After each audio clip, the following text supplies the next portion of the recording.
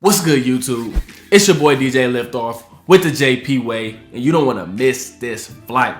All right, DJs. So first, we're going to go over how to correctly edit a beat grid. And as you can see here, I already have analyzed this track, but we're going to pretend that this isn't analyzed at all, and we're going to start from scratch. So first, what I'm going to go ahead and do is drag this track right over to analyze files, and then we're going to see what we come up with.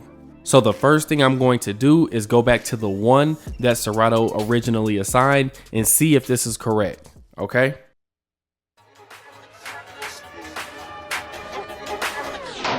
So far from what I hear, that is not actually the correct downbeat to start on the one. In the case that Serato doesn't properly analyze the file and place the downbeat where it's supposed to be, you want to go ahead and place a cue point where it's actually supposed to be, like I've done here. Once you've done that, you're going to go ahead and go into Serato DJ Pro. You're going to hit edit grid right here. And the first thing that I like to do is go ahead and just clear the grid altogether. So I'm going to hit clear right here.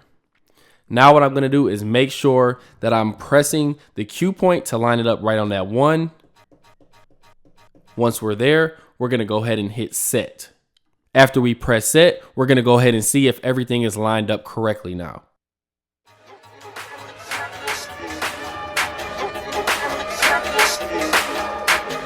So as we can see here, bar 2 is properly set and bar 3 is properly set. So now this particular track, we can exit the beat grid and everything is properly set. Sometimes when you analyze files, the downbeat will actually be correct, but the BPM will be wrong and the track won't be lined up correctly. So I went ahead and actually purposefully moved the track and the BPM to show you an example of that. So here I'm going to go ahead and press play on the 1 and 2 and 3 and 4 and 2.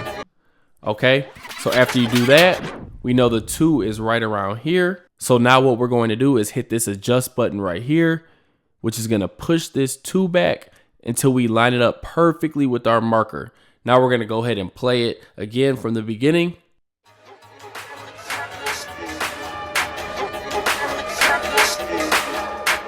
Now you can see that everything is lined up perfectly. So the adjust button actually changes the BPM of a song. Sometimes when you analyze a song in Serato, the BPM will be incorrect and you're going to have to manually hit that adjust button until everything is perfect. In one more case, sometimes the BPM will actually be correct, but just the phrasing of the bars just might be a little bit off. In that case, you'll want to actually use the slip button down here to actually keep the BPM the same, but you're just changing the phrasing. So if like the 1 is on the incorrect downbeat, but it's actually on the correct phrasing, you'll want to actually use slip. I personally like to just hit clear and then set my own marker and then use the adjust if I need to. Very rarely will I use slip, but sometimes it does come in handy.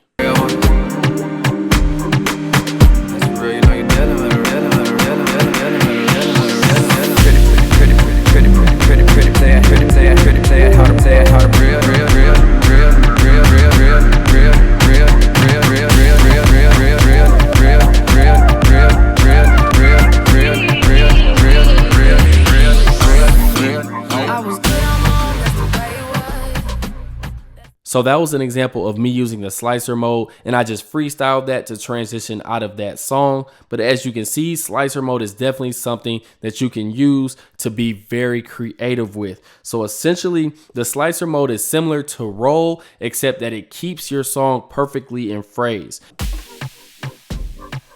First, if I just hold on to something, it's just gonna repeat one beat. And as you can see here, it's keeping that phrasing.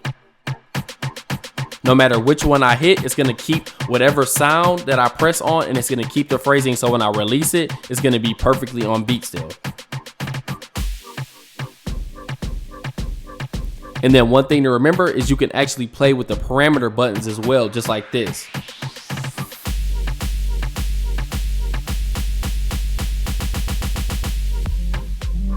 Also, by playing with the parameter buttons, you allow yourself to hit more pads and it's going to react faster.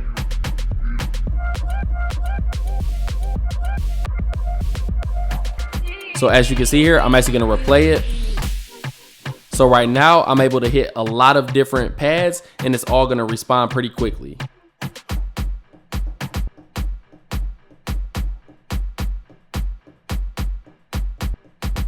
And if I hold it, we get this. Now if I press right, it's gonna get a little bit slower. And if I press it one more time, it's gonna go to 1 beat.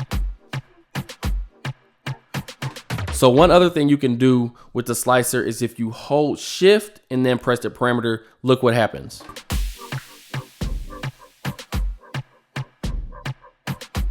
Now you can see we've gone to 2 beats. 1, 2, 1, 2, 1 and 2 and 1 and 2. But if we hit the left button, we go to 1, 1, 2, 3, 4. If we hit it again, we cut that in half. 1 and 2 and 3 and. But you can see if we actually hold shift and we go back to 1 beat, now we only literally can hit 1 beat at a time. So no matter how fast we do this, it's only gonna allow us to hit 1 beat. And as you can see, it's also repeating. Every time we start a new phrase, you only can play something from that phrase unless you hold it. So if I hold it here, now I'll stay in the same phrase.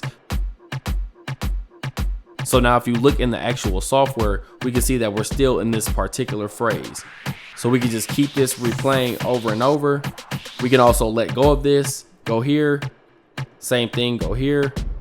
We're still in that same exact phrase as long as we hold something before we let the other one go. And then if we let go, then it'll continue on to the next phrase.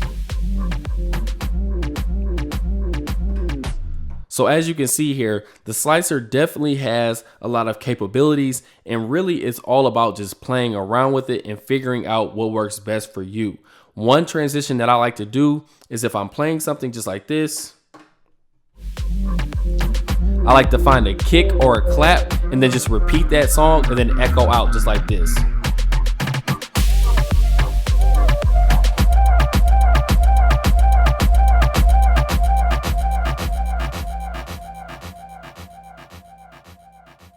So as you can see there, that was pretty basic, but that's definitely something that I like to do. I also could do it with the 8th note as well.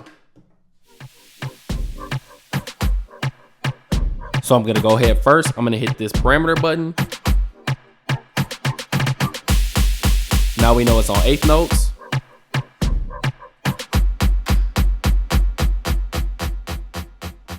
So I may fade out like that as well.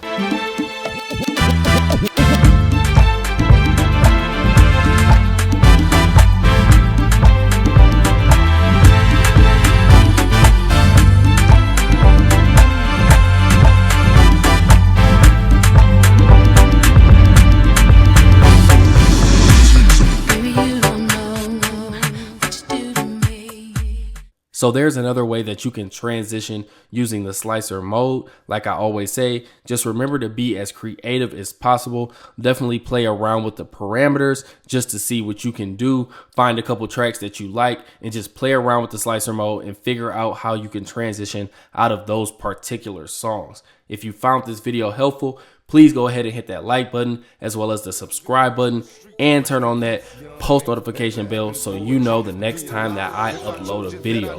Without further ado, I'll catch y'all on the next one. Life goes on through the empty halls, breath stinking in my drawers. Ring, ring, ring, quiet y'all, incoming calls. Plus it's my homie from high school, he getting by.